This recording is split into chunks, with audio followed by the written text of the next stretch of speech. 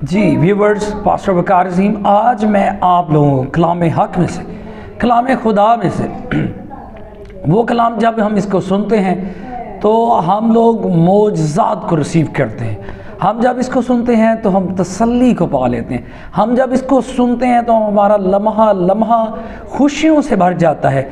हम जब इसको सुनते हैं तो हमारे जिस्म जान में एक ताज़गी आ जाती है। आज इस कलाम में से हम सीखेंगे कि जब खुदा हम पर राज़ी होता है, जब खुदा हम पर राज़ी होता है तो वो हमें कौन कौन सी बरकत देता है।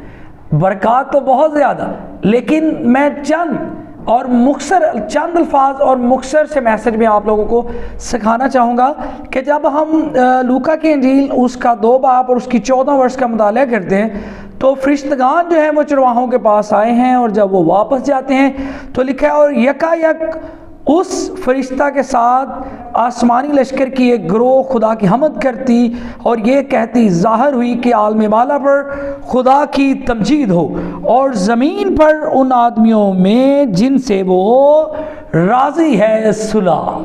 अब बात ये सीखनी है कि जब खुदा हम पर राज़ी होता है, अब आलम बाला पर लिखे आलम बाला पर खुदा की तमजीद किन और ज़मीन पर उन आदमियों से जिनसे वो राज़ी है। अब सुलह, अब हमने बात करनी है कि जब खुदा हम पर राज़ी होता है, एक तो वो बरकत देता है कि भाई आप सुलह के शहजादे बन गए आप, ठीक है, और बेतहाशा बरकत है जब वो हम पर राज़ी होते हैं। आप देखें कि अगर हम किसी ऑफिस में क्या करते हैं, जॉब करते हैं, तो क्या होता है कि अगर हम वहाँ के बॉस को अपने काम से, अपनी बातों से क्या कर लेते हैं, खुश कर लेते हैं, राज़ी कर लेते हैं, तो वो क्या करता है, हमारी सैलरी को बढ़ा देता है, हमें क्या करता है, बोनस भी दिलवा देता है, हमारे ओहदे को क्या कर देता है, बढ़ा देता है। ये उसके अख्तियार में है चीज़ें कि वो सीट पर बैठकर क्या कर सकते हैं। लेकिन जब हमें खुदा चुनता है और हम पर राज़ी होता है तो वो क्या करता है। मैं आपको एक रेफरेंस है मेरे पास, गिनती की किताब में से हम देखेंगे 14 चैप्टर और उसकी 8 वर्ष में लिखा है, अगर खुदा हमसे राज़ी रहे, अगर खुदा हमसे राज़ी रहे तो वो हमको उस मुल्क में पहुंचाएगा और वही मुल्क जिसमें दूध और शहद बहता है हमको देगा। हालेलुया। यानी बनी इसराइल असीरी में और कई सालों से असीरी में थे, लेकिन खुदा अपनी कौम पर क्या था, राज़ी था। और देखिए कि वो कहाँ पर, यानी कि जिस जगह का खुदा ने उनको वादा किया हुआ था, ठीक है, लिखा है अगर खुदा हम पर राज़ी रहे।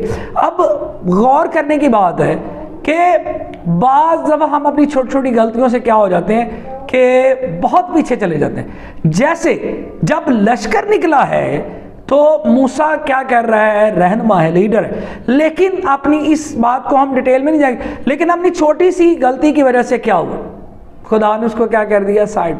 ये खुदा की कुदरत, ये खुदा का यानी कि एक टाइम है कि उसने आपके ऊपर क्या रखा हुआ है, हाथ रखा हुआ। और जैसे ही हम इस बात के ऊपर नाकाम हो जाते हैं कि हम उसको राज़ी करने में नाकाम हो, तो ये हाथ ऐसे है तो ये ऐसे आ जाने, जैसे मूसा पे था फिर यशवा पे आ गया।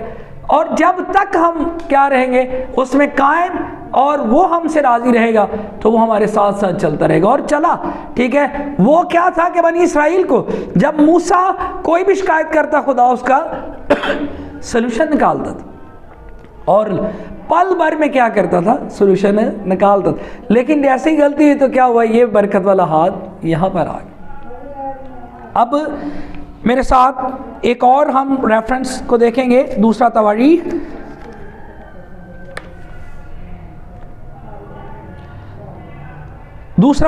तवारीख 9 बाब। और यहाँ पर एक ऐसा नबी, एक ऐसा पैगंबर कि खुदा उसके बारे में कहता है कि तुझ जैसा आकल ना आया ना आएगा। और सबा की मलका जब उससे मुलाकात करने आती है तो जब हम 8 वर्ष 9वां चैप्टर दूसरा तवारीख मुताला करते हैं, लिखा है खुदावन तेरा खुदा मुबारक हो, हालेलुया जी, खुदावन तेरा खुदा मुबारक हो जो तुझसे ऐसा राज़ी हुआ, हालेलुया, ऐसा राज़ी हुआ कि तुझको अपने तख्त पर बिठाया। क्या लिखा है? तुझको अपने तख्त पर बिठा दी, अपना अख्तियार दे दी, अपनी क्या कर दी? कुव्वत दे दी कि तू क्या कर? बादशाहत कर।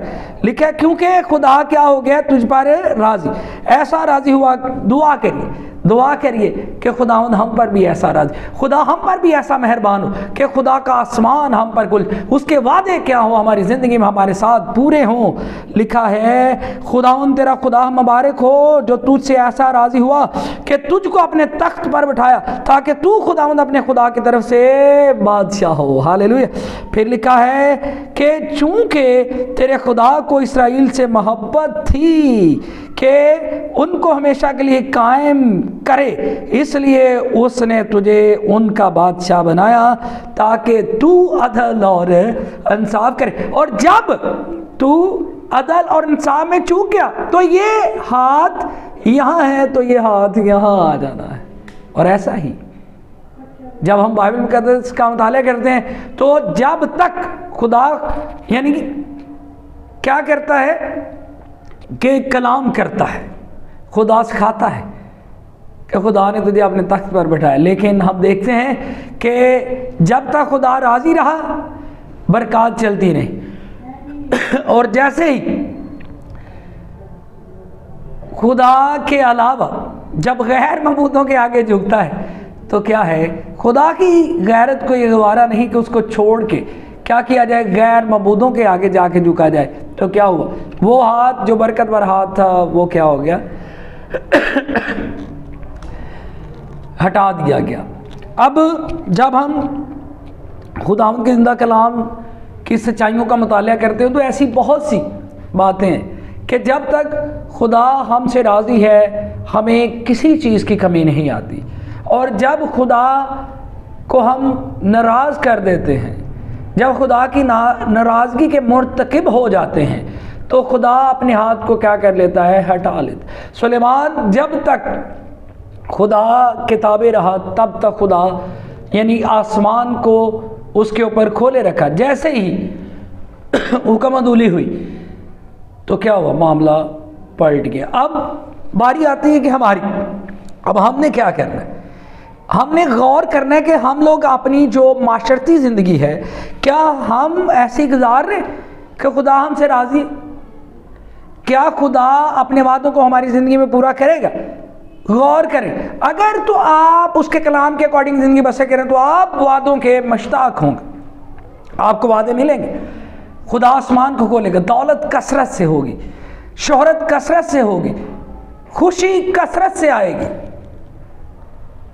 फरावानी ही फरावानी है।